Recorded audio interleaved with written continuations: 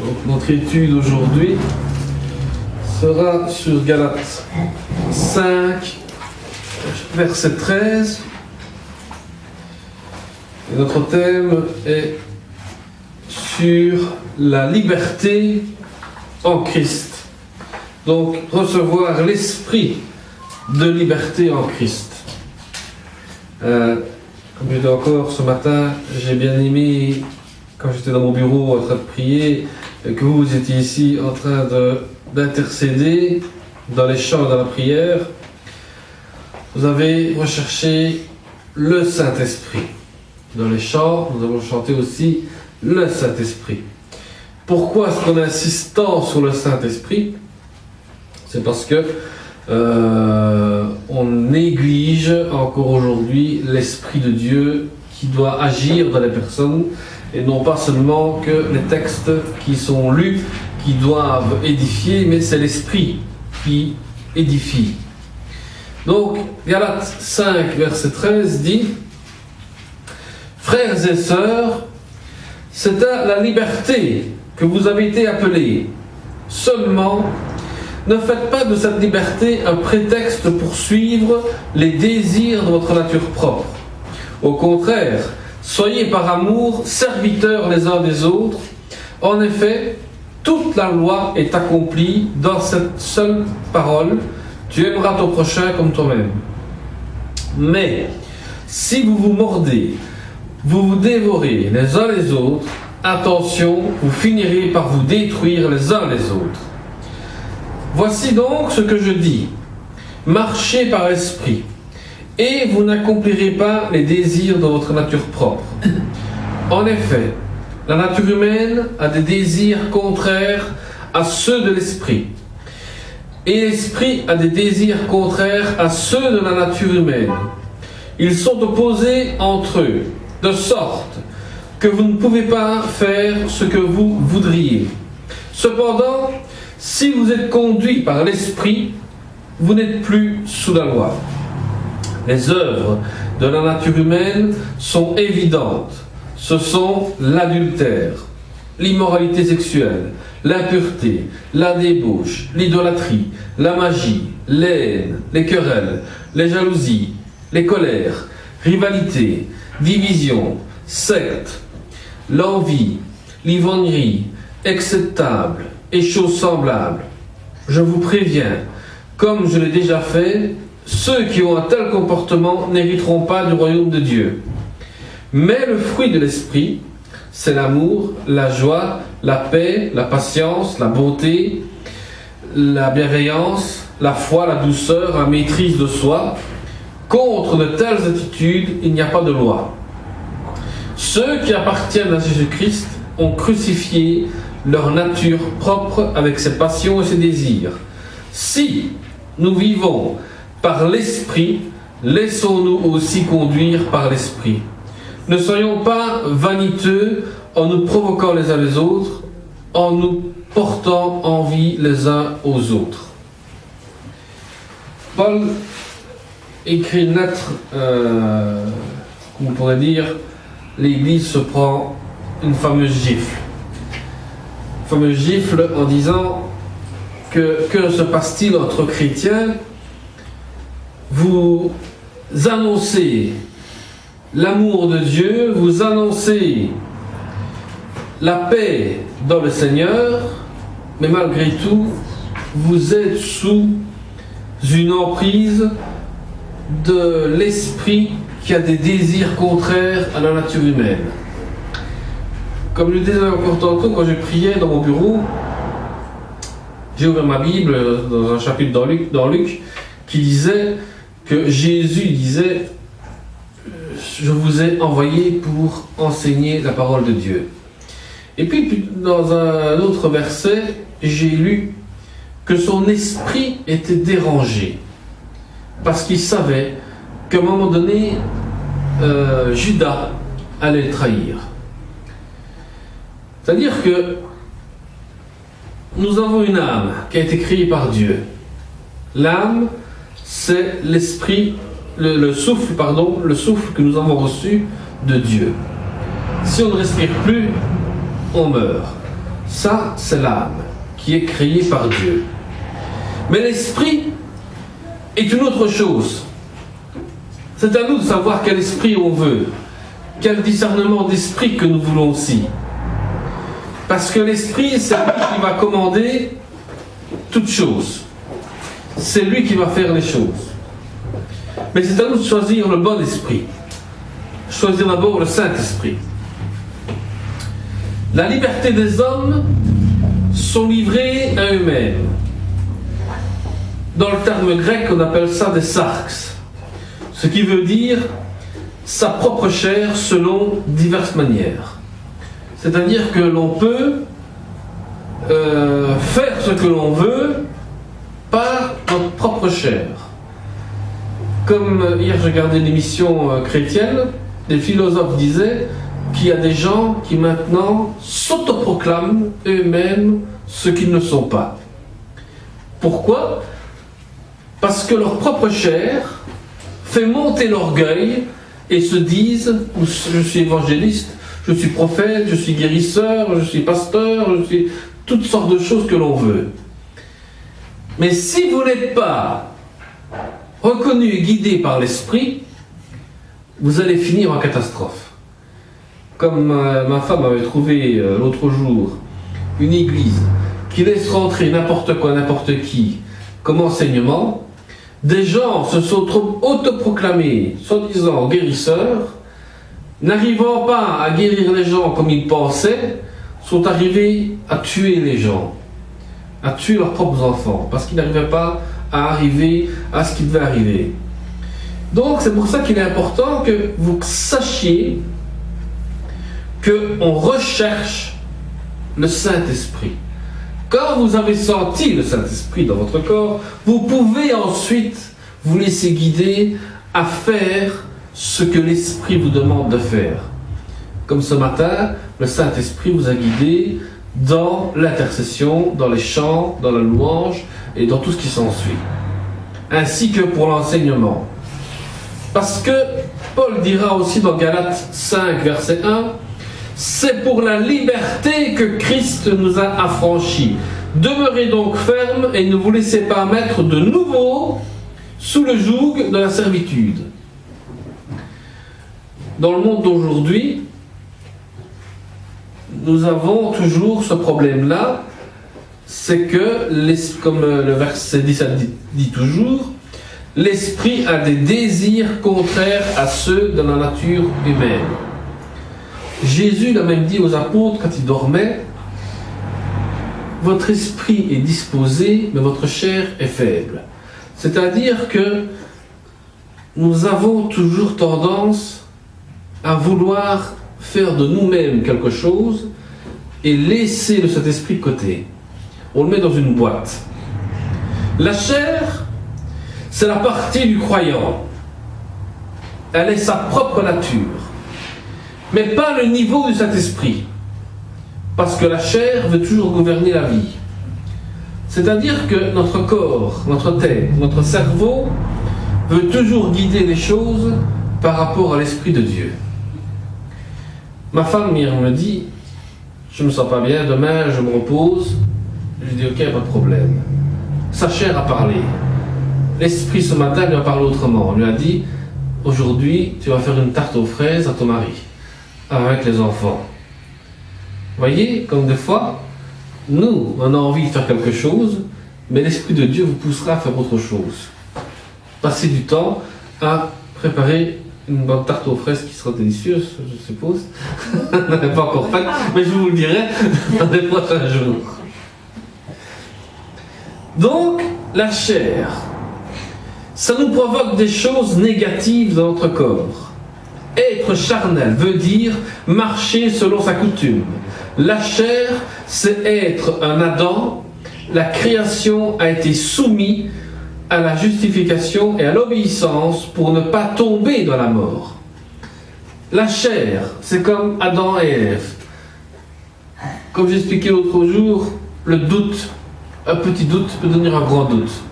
Parce que des fois, nous sommes là devant le fruit, Dieu dit ne mange pas ce fruit-là, Satan te tente en te disant mais ce que Dieu a dit. que tu ne peux pas manger ce fruit. Tu es dans le doute, ta chair prend le dessus, et tu vas marcher selon ta coutume à toi. Et tu dis, moi dans ma coutume c'est comme ça, je fais selon la coutume. Et quand des églises, ou quand des personnes marchent selon leur coutume, je peux vous dire qu'il y a des fameux dégâts qui se font. Parce que vous marchez selon votre propre coutume à vous. C'est-à-dire qu'il y a des coutumes italiennes, des coutumes africaines, des coutumes belges, tout ce que vous voulez, mais si on commence à suivre les coutumes comme ça, nous ne suivons plus l'Esprit de Dieu. Nous suivons selon la chair, selon ce que l'homme veut. Et Genèse 2, 16, 17 dit « L'Éternel Dieu donna cet ordre à l'homme. Tu pourras manger de tous les arbres du jardin, mais tu ne mangeras pas de l'arbre de la connaissance du bien et du mal, car le jour où tu en mangeras, tu mourras. » Ce qui veut dire que nous pouvons goûter de tout dans la vie. Mais des fois, Dieu nous dit stop dans ce que nous ne pouvons pas manger. Et quand Paul dit ici, même aussi, par exemple, un excès de table, qu'est-ce que cela veut dire? Ça veut dire que normalement, on doit manger selon sa faim. Mais si on mange par gourmandise, ça devient un péché. Ça devient un péché selon Dieu, parce que pourquoi? Tu ne respectes plus ton corps. Et ton corps est le temple du Saint-Esprit. Si tu ne penses qu'à manger et à boire de l'alcool qui peut détruire aussi ton corps, vous détruisez le temple du Saint-Esprit. Non seulement vous êtes malade physiquement, mais spirituellement vous mourrez parce que le temple du Saint-Esprit se détruit par tous les côtés. Et Paul dira en Romains 5, 13, 14, « Car jusqu'à la loi, le péché était dans le monde, or le péché n'est pas imputé quand il n'y a point de loi. Cependant, la mort a régné depuis Adam jusqu'à Moïse, même sur ceux qui n'avaient pas péché, par une transgression semblable à celle d'Adam, lequel est la figure de celui qui devait venir. » Adam, premier homme, créé par Dieu, pensait qu'il était l'homme parfait. Il était parfait. Jusqu'au moment où Satan l'a tenté, il est devenu imparfait. L'homme d'aujourd'hui n'est plus parfait. Sauf si il accepte Jésus-Christ, se laisse guider par le Saint-Esprit, il rentre dans la justification. Mais pour que ça, il a fallu un nouvel Adam. Il a fallu Jésus-Christ, créé par l'Esprit. Satan a tenté Jésus. Jésus a répondu à Satan, mon ami, je suis désolé, la parole dit ça, ça, ça, ça. Donc, nous ne sommes plus dans le péché. Nous sommes dans la justification. Nous rentrons dans la justification dans le sens que Jésus-Christ s'est fait chair. En comprenant l'homme, la faiblesse de l'homme, tu as des faiblesses aussi, de cela, Jésus connaît. Seulement, confie-toi à lui et demande l'aide du Saint-Esprit pour ne plus tomber dans le même piège dans lequel tu étais déjà tombé avant. Parce qu'à cause de la chute de l'homme, nous sommes faibles. Nous sommes même arrivés à être livrés à nous-mêmes. Mais l'Esprit fait revivre et naître une nouvelle vie en Christ sous le régime de la grâce. Ce qui veut dire que des fois nous sommes seuls et nous disons « je suis livré à moi-même ». Non, tu n'es pas livré à toi-même parce que l'Esprit de Dieu te fait revivre une nouvelle vie. C'est-à-dire que dès que tu pries, quand tu as fini de prier, tu vois directement que le Seigneur a fait quelque chose dans ta vie, a changé quelque chose dans ta vie.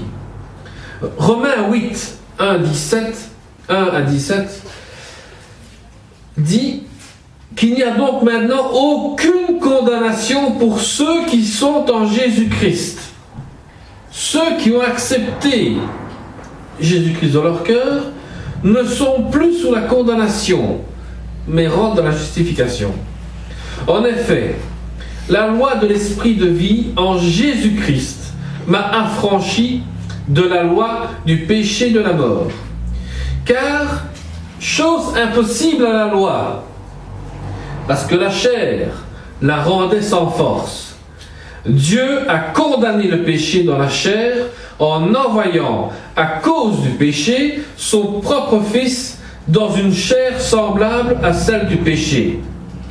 Et cela, afin que la justice de la loi fût accomplie en nous, qui marchons non selon la chair, mais selon l'esprit. Ceux, en effet, qui vivent selon la chair, s'affectionnent aux choses de la chair, tandis que ceux qui vivent selon l'esprit s'affectionnent aux choses de l'esprit. Et l'affection de la chair, c'est la mort, tandis que l'affection de l'esprit, c'est la vie et la paix. Car l'affection de la chair est inimitié contre Dieu, parce qu'elle ne se soumet pas à la loi de Dieu, et qu'elle ne peut même pas se soumettre à la loi de Dieu. Or, ceux qui vivent selon la chair ne sauraient plaire à Dieu. Pour vous, vous ne vivez pas selon la chair, mais selon l'esprit, si du moins l'esprit de Dieu habite en vous. Si quelqu'un n'a pas l'esprit de Christ, il ne lui appartient pas. Et si Christ est en vous, le corps est-il vrai, est mort à cause du péché, mais l'esprit est vie à cause de la justice. Et si l'esprit de celui qui a ressuscité Jésus d'entre les morts habite en vous, celui qui a ressuscité Christ des morts rendra aussi la vie à votre corps mortel par son esprit qui habite en vous. Ainsi donc, frères, nous ne sommes point redevables à la chair pour vivre selon la chair. Si vous vivez selon la chair, vous mourrez. Mais si par l'esprit vous faites mourir les actions du corps, vous vivrez. Car tous ceux qui sont conduits par l'esprit de Dieu sont enfants de Dieu. Et vous n'avez point reçu un esprit de servitude pour être encore dans la crainte, mais vous avez reçu un esprit d'adoption par lequel nous crions « Abba Père ». L'Esprit lui-même rend témoignage à notre esprit que nous sommes enfants de Dieu. Or, si nous sommes enfants, nous sommes aussi héritiers, héritiers de Dieu, co-héritiers de Christ, si toutefois nous souffrons avec lui afin d'être glorifiés avec lui. Donc Paul veut dire que Jésus est venu en chair humaine ici sur terre pour prendre sur lui le péché. Quand il a été sur la croix, crucifié sur la croix, il n'a pas crucifié seulement que sa propre chair, il a crucifié le péché. C'est comme quand vous prenez un fruit, vous devez boire le jus de ce fruit-là. Mais pour boire le fruit de ce jus-là, il faut transpercer la chair. Quand vous transpercez la chair, le jus sort et vous mangez la vitamine qui est dans ce jus. Par exemple, vous prenez une orange, vous épluchez l'orange, vous bougez la chair de l'orange, vous pressez cette orange, vous avez le jus. Christ est cette orange-là. Il s'est donné sur la croix, et au moment donné de la crucifixion, tous les péchés sont rentrés dans ce corps et en sont sortis. En sont sortis parce qu'à un moment donné, la Bible dit qu'il y avait comme un orage qui s'était fait. C'était le combat entre Dieu et Satan dans le corps de Jésus-Christ pour détruire le péché de la chair humaine. Par la suite, quand le Romain a transpercé le corps de Jésus-Christ, est sorti de l'eau et du sang, qui veut dire que nous sommes purifiés par le sang de Christ et lavés par le sang de Christ. L'eau et le sang sont le symbole que ceux qui comprennent la crucifixion de Jésus-Christ sont lavés et purifiés par le sang de Jésus-Christ. Donc, c'est-à-dire que vous êtes comme ce Romain qui transperce le corps pour comprendre qui est Jésus-Christ, et vous sentez de l'eau et du sang venir sur vous dans le sens que vous êtes lavé et purifié. Parce que l'eau, quand vous vous lavez avec de l'eau, ben vous êtes propre. Ce qui veut dire que l'eau qui est sortie du corps de Jésus-Christ vous a lavé. Le sang, quand vous êtes en manque de sang, on fait une perfusion, une transfusion sanguine, c'est-à-dire qu'on vous donne du nouveau sang dans votre corps, c'est-à-dire que vous avez reçu le sang de Christ et vous êtes maintenant purifié aussi. Le sang est devenu nouveau. C'est-à-dire que vous êtes redevenu une nouvelle créature. Tout ça par l'Esprit de Dieu. Donc nous sommes, comme nous avons accepté Jésus-Christ bien sûr et reçu le Saint-Esprit, nous sommes enfants de Dieu, donc héritiers de Dieu, nous avons un héritage dans le paradis, mais nous sommes aussi des co-héritiers de Christ. Nous avons reçu le Saint-Esprit tant que nous sommes vivants. Et le jour où nous mourrons, nous partons avec le Seigneur dans notre héritage que nous avons tant attendu, l'héritage céleste. Ici, les gens charnels n'attendent que l'héritage matériel. Mais quand tu meurs, ta maison reste là et rien ne bouge. Mais ton héritage céleste, il t'attend là au-dessus. Et là, tu pourras dire, j'ai tant attendu mon héritage et j'ai eu déjà un héritage spirituel, mais je vais avoir mon héritage céleste. Donc, on a une allusion de deux combats entre un homme ou la nature livrée à soi-même. Ou alors, nous sommes aussi guidés par l'Esprit. Le fruit renvoie à l'amour de Dieu. On est crucifié. Ça rappelle de ce qui a été fait depuis longtemps pour nous, que nous avons reçu la grâce divine de Dieu. On appartient à Christ. Et le moment où nous sommes rompus avec la chair, nous sommes libres en Christ. C'est-à-dire qu'on doit se défaire de notre ancienne vie, de ce que nous étions avant, pour devenir une créature en Christ, un enfant de Dieu. Nous avons reçu l'Esprit de Christ. La liberté en Christ, c'est de se conduire et de se mettre au service de Dieu. Ce qui veut dire que d'abord, le service de Dieu ne commence pas seulement que dans ton église. Elle commence d'abord dans ta famille. Et suite après, commence dans l'église après. Puis, au service des autres. Mais seulement, quand vous aurez et quand vous avez reçu l'Esprit de Jésus-Christ et l'Esprit, le fruit de l'Esprit, vous allez recevoir des jalousies, des tensions, des fois même des gens qui veulent vous faire tomber en échec à cause des gens légalistes, des gens qui ne voient que la loi. Donc, il faut choisir entre deux maîtres. L'homme livré à lui-même ou alors l'homme qui se livre au Saint-Esprit.